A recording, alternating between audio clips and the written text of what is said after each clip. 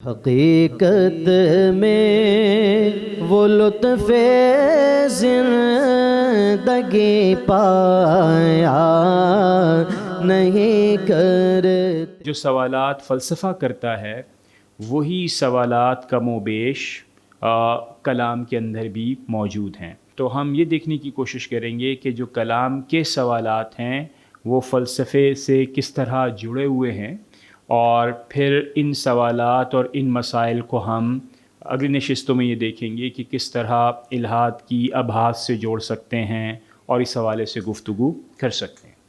تو آئیے، میرا خیال ہے سب سے پہلے تو ہم یہ جانتے ہیں کہ فلسفہ کیا ہے اور بنیادی طور پر کس طرح فلسفے کے اندر گفتگو ہوتی ہے۔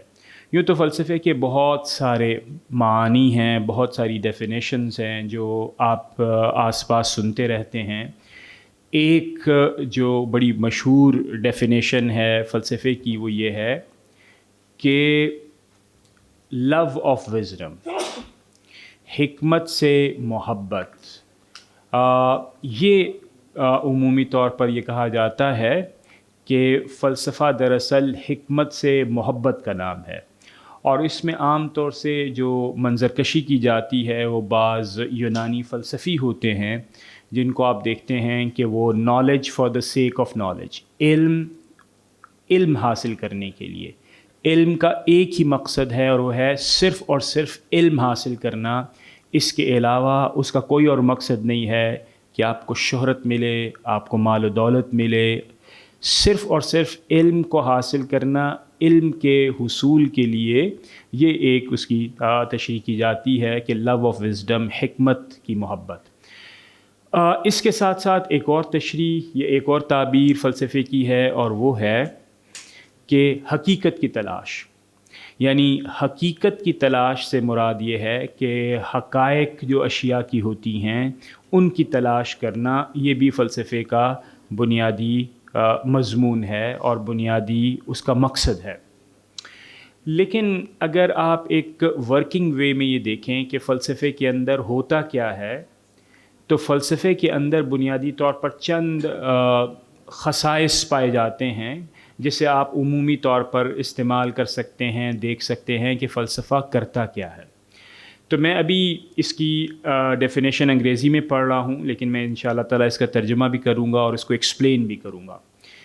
سب سے پہلی بات تو یہ ہے کہ فلسفہ یہ ہے کہ philosophy is the rational attempt to formulate, understand and answer the fundamental questions of life.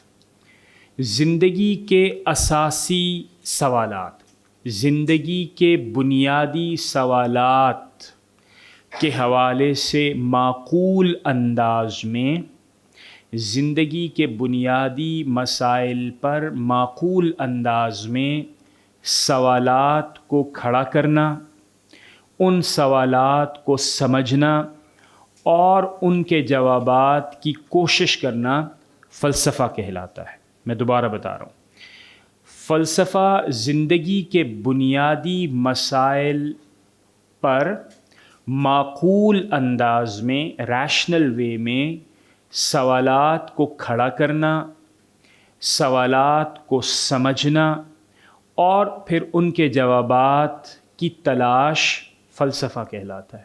یہ ایک عمومی اور ایک نہایت ہی ورکنگ ڈیفینیشن ہے فلاسفی کی۔ فلاسفی بنیادی طور پر اگر آپ دیکھیں تو اکثر اوقات مختلف انداز میں کچھ اسی طرح کی بنیادی چیزیں کر رہا ہوتا ہے۔ اب اس میں چند الفاظ استعمال ہوئے ہیں، ان الفاظ کو بھی میں آپ کے سامنے پیش کرتا ہوں کہ کیا ہے۔ مثال کے طور پر جیسے ایک لفظ ہم نے کیا معقول انداز میں۔ معقول انداز سے میری کیا مراد ہے؟ معقول انداز سے میری مراد یہ ہے کہ چند بدیہی اصول ہیں، چند ایسے حقائق ہیں جنہیں ہم انگریزی میں کہتے ہیں سیلف ریفرنشل، بدیہیات، یعنی جن کے لیے آپ کو مزید استدلال کی ضرورت نہیں ہوتی ہے۔ مثال کے طور پر لا آف آئیڈینٹی، کہ چیز وہی ہے جو وہ ہے اور اس کے علاوہ وہ کچھ اور نہیں ہے۔ مثال کے طور پر آپ یہ کہتے ہیں کہ بنانا از اے بنانا اینڈ ناٹ این اورنج، کہ آپ یہ کہتے ہیں مثال کے طور پہ سیب ہے، وہ نارنجی نہیں ہے، تو لا آف آئیڈینٹی یہ بتاتی ہے کہ بدیہی طور پر انسان یہ سمجھتا ہے کہ کوئی چیز ایک وقت میں ایک ہی ہوگی، ایک سے زیادہ تو ہو ہی نہیں سکتی، تو جو وہ ہے وہ وہی ہے، ایسا نہیں ہے کہ وہ بدلتی ہوگی۔ دوسرا جو لا ہے اس کو ہم کہتے ہیں لا آف نان کانٹرڈکشن۔ اس کا مطلب یہ ہوا کہ one thing can not both be and not be at the same time, ایک چیز ایک ہی وقت میں ریڈ اور نان ریڈ نہیں ہو سکتی ہے، صحیح ہے؟ آپ یہ نہیں کہہ سکتے ہیں کہ یہ چیز ریڈ اور نان ریڈ ایک ہی وقت میں۔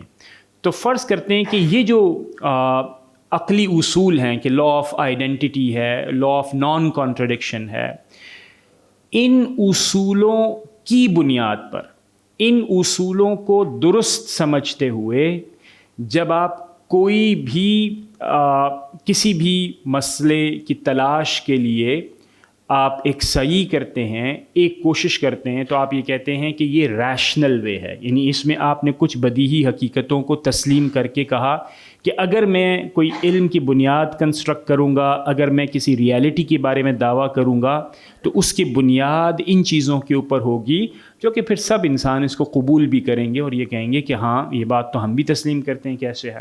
اچھا، اب اس کا جو اظہار ہوتا ہے نارملی وہ ہوتا ہے آرگیومنٹ کے اندر، جس کو ہم استدلال بھی کہہ سکتے ہیں کہ ہم دلائل دیتے ہیں۔ دلائل اور دلیل سے کیا مراد ہوتی ہے؟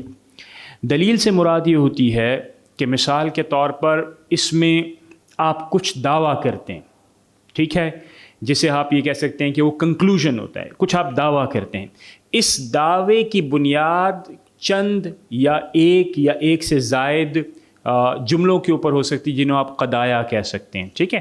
اب یہ جو دعویٰ آپ کر رہے ہیں اس کا تعلق اس سے پچھلے والے قضایا کے ساتھ یوں جڑا ہوا ہوتا ہے کہ تینوں کا ربط اس انداز میں بنتا ہے کہ ان دو جملوں کو جوڑا جائے تو جو نتیجہ آپ کے سامنے آتا ہے اسے ہم دلیل کہتے ہیں، ٹھیک ہے۔ آرگیومنٹ بیسیکلی کیا ہوتا ہے کہ یہ کلسٹر ہے اسٹیٹمنٹس کا جس میں آپ اس انداز میں بامانی انداز میں جوڑتے ہیں کہ جو آپ دعویٰ کر رہے ہوتے ہیں اگر آپ پچھلے قضایا پر غور کریں تو آپ کو یہ محسوس ہوتا ہے کہ یہ سپونٹینیسلی ان سے فالو ہو رہے ہیں۔ یہ دو طرح کے ہوتے ہیں عمومی طور پر، جس کو آپ کہتے ہیں ڈیڈکٹیو استخراجی، انڈکٹیو استقرائی۔ یہ آپ نے اکثر سنا بھی ہوگا، اس کی ایک مثال میں آپ کے سامنے پیش کر دیتا ہوں۔ جیسے مثال کے طور پر اگر جیسے استخراجی ہے تو استخراجی میں ہوتا یہ ہے کہ جو قضایا ہیں یہ ایکسکلوسیولی سپورٹ کرتے ہیں اپنے نتیجے کو۔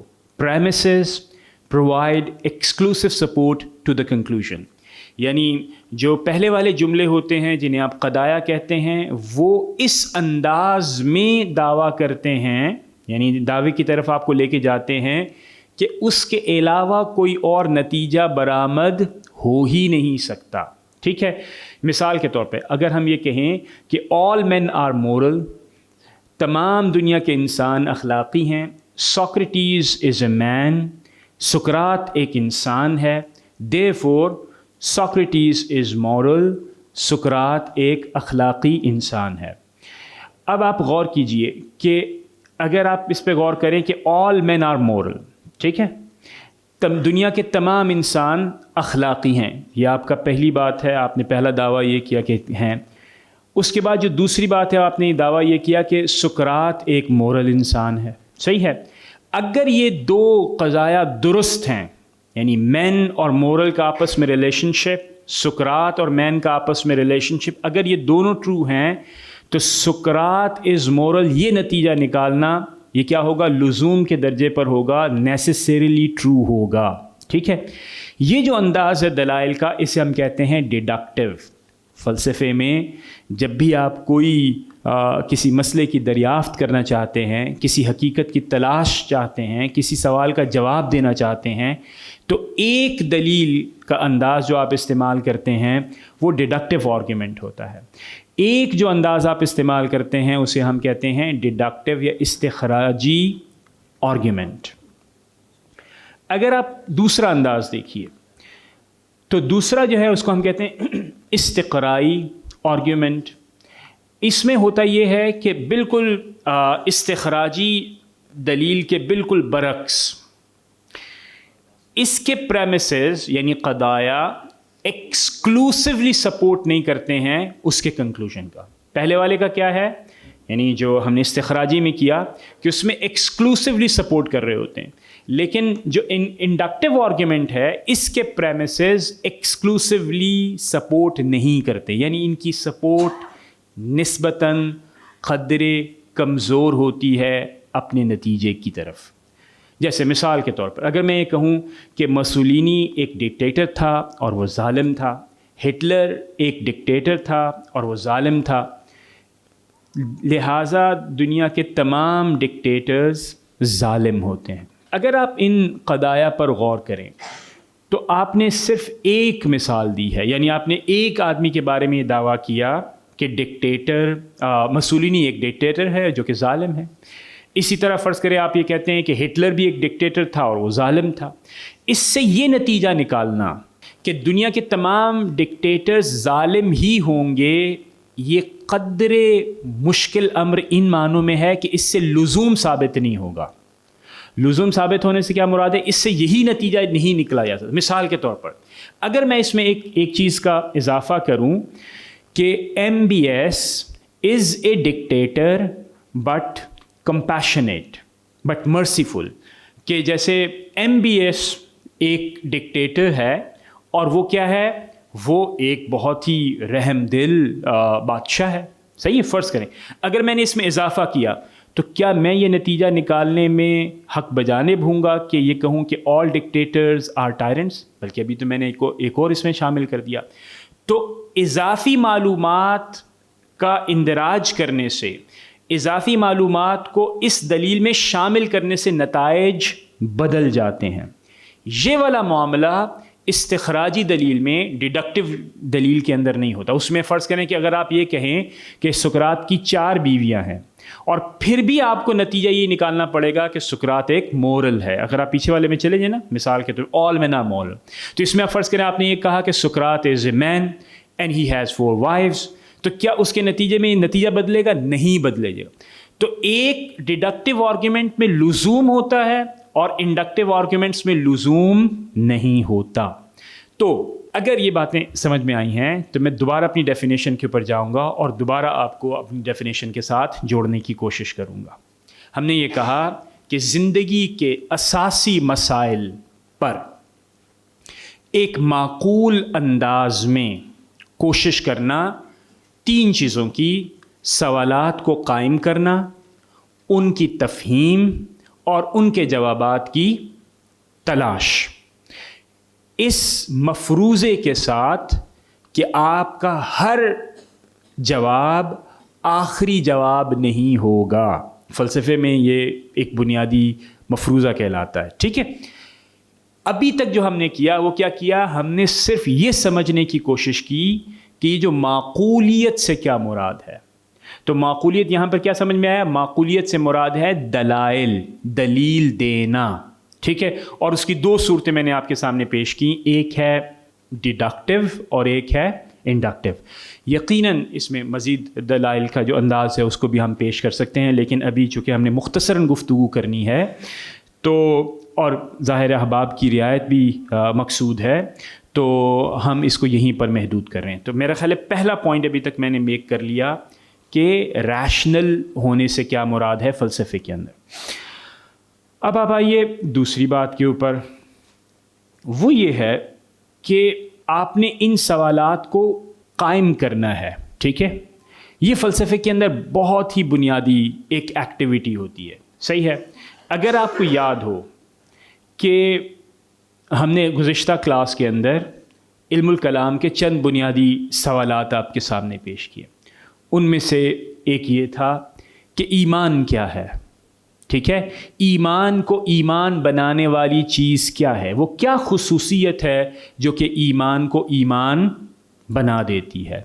ایمان اور عمل کا آپس میں کیا تعلق ہے. ٹھیک ہے، اور پھر ہم نے یہ سوال کیا تھا کہ کیا گناہ کبیرہ کا مرتکب مومن رہے گا. صحیح ہے. ابھی آپ یہ دیکھیے، اگر سوالات پر آپ غور کیجیے تو ہم صرف سوالات کھڑے کر رہے ہیں، اور ان سوالات کی نیچر کیسی ہے؟ فلسفیانہ معلوم ہو رہی ہے. ٹھیک ہے، تو فلسفے کی پہلی چیز یہ کہ آپ نے ریشنلی کچھ سوالات کو کھڑا کرنا ہے، ریشنلی کچھ سوالات کو قائم کرنا ہے. پھر نہ صرف یہ کہ آپ نے ان سوالات کو قائم کرنا ہے، بلکہ آپ نے انہیں سمجھنا بھی ہے کہ اس کا مطلب کیا ہے. آپ یہ کہتے ہیں کہ ایمان دراصل دل کی تصدیق کا نام ہے. سوال یہ پیدا ہوا کہ اگر کوئی شخص اپنا ایمان، اس کے دل میں یہ تصدیق ہے لیکن زبان پر اظہار نہیں کر رہا ہے، تو پھر آپ سے یہ سوال کریں گے کیا آپ مومن سمجھیں گے؟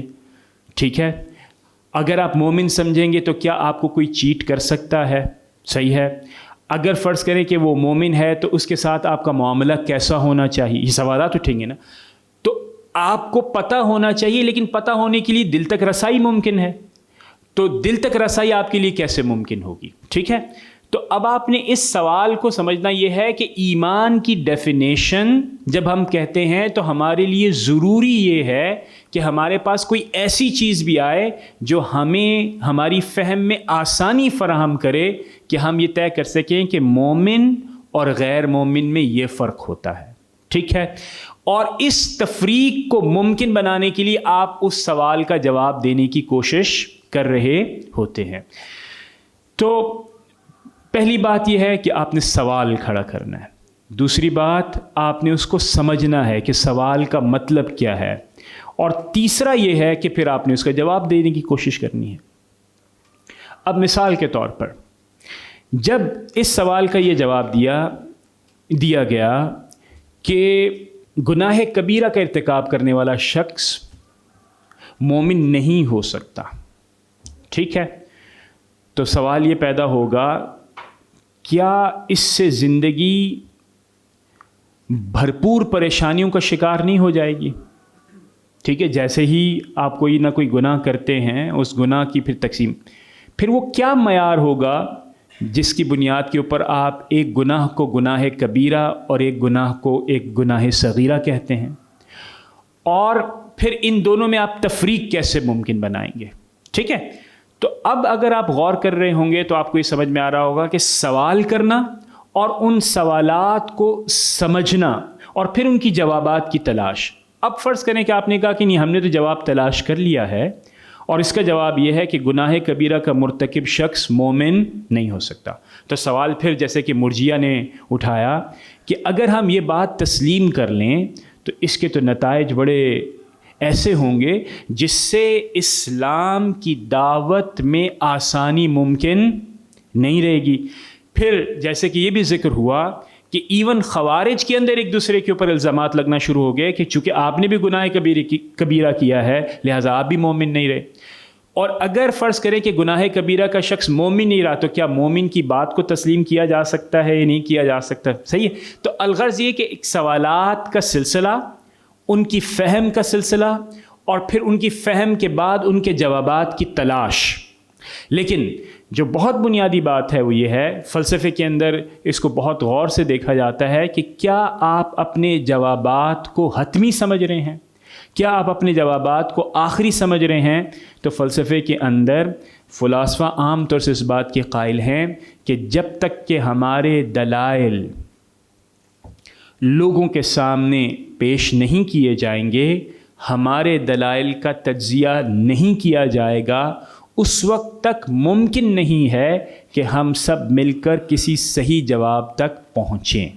ٹھیک ہے، تو لہٰذا یہ نہیں ہوتا کہ آپ نے ایک جواب تلاش کر لیا اور تلاش کرنے کے بعد آپ نے خاموشی اختیار کی اور اسی کے اوپر استقامت اختیار کر لی، بلکہ آپ جب اپنے جوابات شیئر کرتے ہیں، اور وہ شیئر اس لیے کرتے ہیں کہ اہل علم اور اہل دانش اس کے اوپر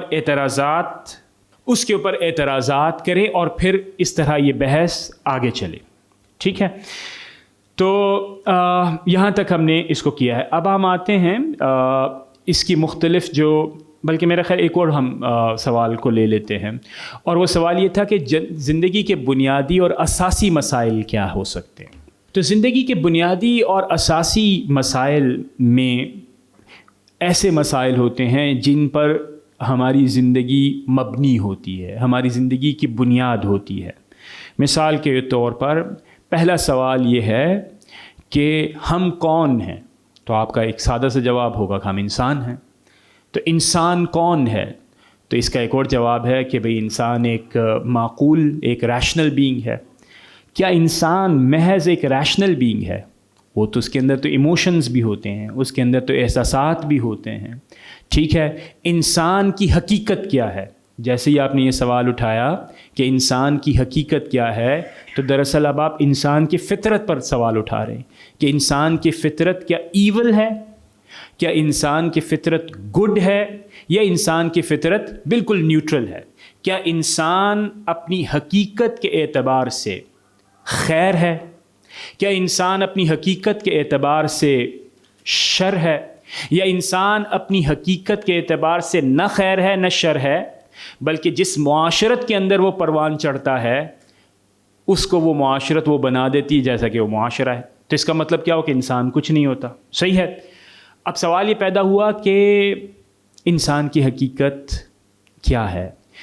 اس سوال کے جواب کو تلاش کیے بغیر کئی سوالات کے جوابات دینا ہمارے لیے ممکن نہیں رہے گا۔ اس سے ریلیٹڈ ہے دوسرا سوال، اور وہ یہ ہے کہ مجھے اس بات کا کیسے علم ہوگا کہ انسان بنیادی طور پر نیوٹرل ہے، یا نہ وہ خیر ہے نہ وہ شر ہے؟ یا مجھے اس بات کا کیسے علم ہوگا کہ انسان خیر ہے لیکن شر نہیں ہے؟ اور خیر اور شر سے میری مراد کیا ہے کہ مثال کے طور پر آپ یعنی ایگوئسٹک ہوتے ہیں، ٹھیک ہے، آپ اپنی مرضی کے مطابق زندگی گزارتے ہیں اور آپ کسی بھی ریشنل اصول کو فرض کریں بعض اوقات قبول نہیں کرتے، یا بعض اوقات آپ بہت زیادہ الٹروئسٹک ہوتے ہیں، آپ لوگوں کی مدد کرنے کو بہت زیادہ پسند کرتے ہیں اور یہ تمام چیزیں۔ تو پھر آپ کو یہ کیسے علم ہوا کہ انسان یعنی فطرتاً کیسا ہے؟ انسان فطرتاً خیر ہے، فطرتاً شر ہے، یا اس کے اندر ایک نیوٹرلٹی ہے؟ اور پھر تیسری بات یہ ہے کہ یہ جو خیر اور شر ہے اس کا کیا معیار ہے؟ یہ معیار کہاں سے آیا ہے؟ اس کا منبع کیا ہے؟ اس کا سرچشمہ کیا ہے؟ ٹھیک ہے، تو خیر اور شر کے سوالات یہ بہت بنیادی سوالات ہیں کہ جب میں کہتا ہوں کہ خیر تو اس سے کیا مراد ہوتی ہے؟ کیا وہ انسانوں نے بنایا ہوا ہوتا ہے؟ کیا وہ خدا کی طرف سے آتا ہے؟ اگر وہ خدا کی طرف سے انسانوں کو آتا ہے تو اس بات کا کیا ثبوت ہے کہ جو خدا نے فرمایا اور جو آپ کے پاس ہے ان دونوں میں کوئی مطابقت بھی ہے، یا محض آپ نے من گھڑت ایک چیز کر لی ہے کہ نہیں یہ خدا کا ہی ہے؟ تو کہیں ایسا تو نہیں کہ آپ کو محسوس ہو رہا ہے کہ جو آپ کہہ رہے ہیں وہ خدا کا ہے لیکن حقیقتاً وہ خدا کا نہ ہو؟ تو یہ سوالات کا ایک پورا جال ہے جو کہ فلسفہ ان سوالات کی تلاش کرتا ہے اور کوشش کرتا ہے کہ ان سوالات کے جوابات تلاش کرے۔ تو میں ایک بار پھر اس ڈیفینیشن کی طرف آؤں گا کہ فلسفی کے حوالے سے میں نے یہ کہا کہ یہ ایک معقول کوشش کا نام ہے جس میں آپ زندگی کے بنیادی سوالات کو اٹھاتے ہیں، ان کو سمجھنے کی کوشش کرتے ہیں، پھر ان کو اس مفروضے کے ساتھ جوابات دینے کی کوشش کرتے ہیں کہ میرا جواب حتمی نہیں ہوگا۔ یہ فلسفہ ہے، اور چند بنیادی سوالات میں نے آپ کے سامنے پیش بھی کیے۔ یاد مصطفیٰ سے دل کو بہلا یا